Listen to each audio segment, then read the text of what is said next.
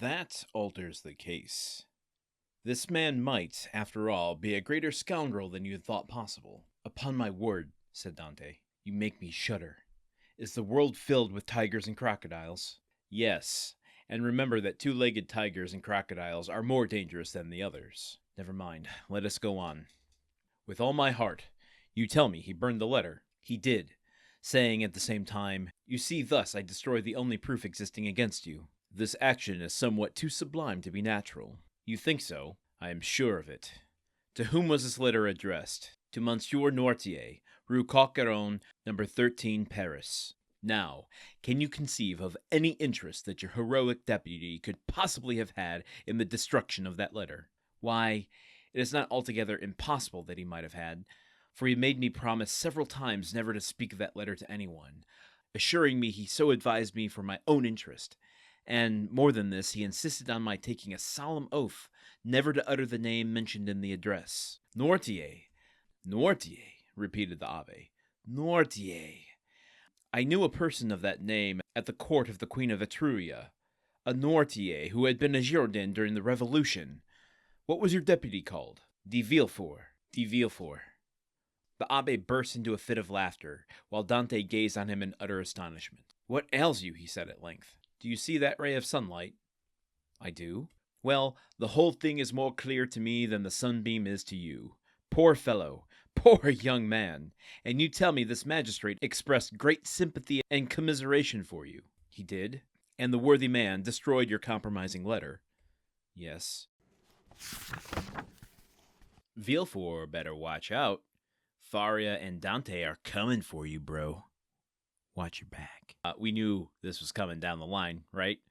I'm not going to belabor what I've been saying over the last couple episodes about how this is just shedding Dante's naivety and giving him new direction.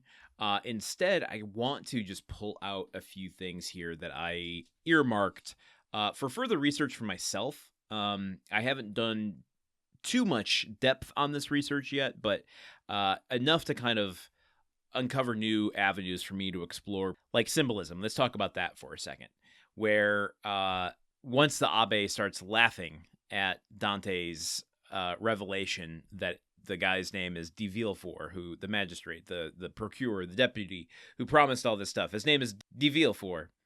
The abbé starts laughing at Dante, and he says, do you see that ray of sunshine on the wall?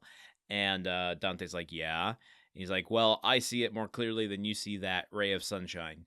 And, okay, so I've earmarked that, and the symbolism here seems to be a motif with Dumas of using literal light as a metaphor and symbolism for enlightenment of the mind. I'm trying to think back to our past chapters, and we haven't really had that yet because there hasn't been a lot of illumination on Dante yet.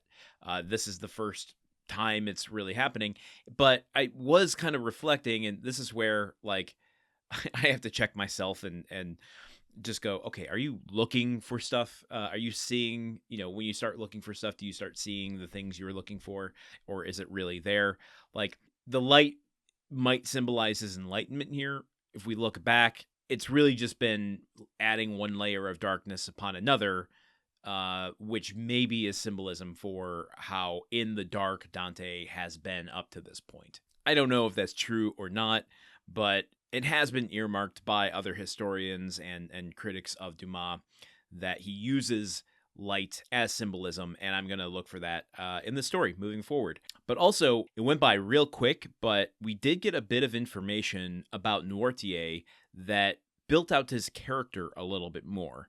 And this is where I think having readers of the time would be more keyed into the clues that are dropped than readers in 2025 if you aren't experts on the French Revolution, which I am not.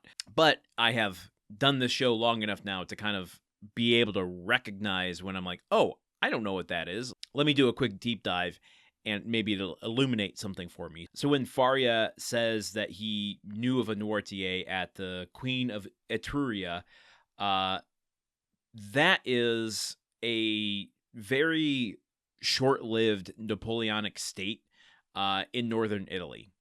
And, Napoleon went around claiming all these places and bestowing territories to people in his inner circle, family members, in-laws, making them kings of these provinces and states and stuff. So as he was doing this, the Queen of Etruria, that is a place in northern Italy.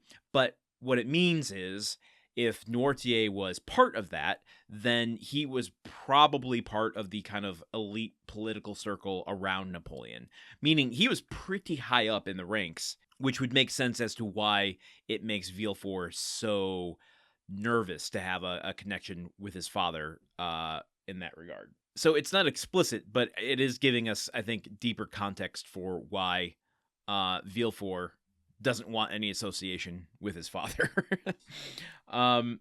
What else? I guess in the next coming episodes, we'll just kind of see what the fallout of this revelation is for Dante, recognizing Villefort, who he thought was his protector, is actually in the conspiracy against him. And to my knowledge, there's no more revelations to come. We've identified the 3.5 people, if you count Caderousse, that conspired against him to bring him here. So what more is there for Dante to have to grapple with before the wheels of transformation continue to turn? I think we've uncovered the whole conspiracy here, and I'm excited to see how that changes Dante. Let's find out what happens when we join him here tomorrow on more of Chapter 17 of The Count of Monte Cristo. Until then, goodbye. The Countdown of Monte Cristo is part of the Gruntwork Podcast Network. This show is produced, edited, and hosted by Landon Solano. The original text of The Count of Monte Cristo by Alexander Dumas. Theme song by Magic Solo. If you want to support the show and others like it, visit patreon.com/gruntworkpod. Thank you for listening. See you tomorrow.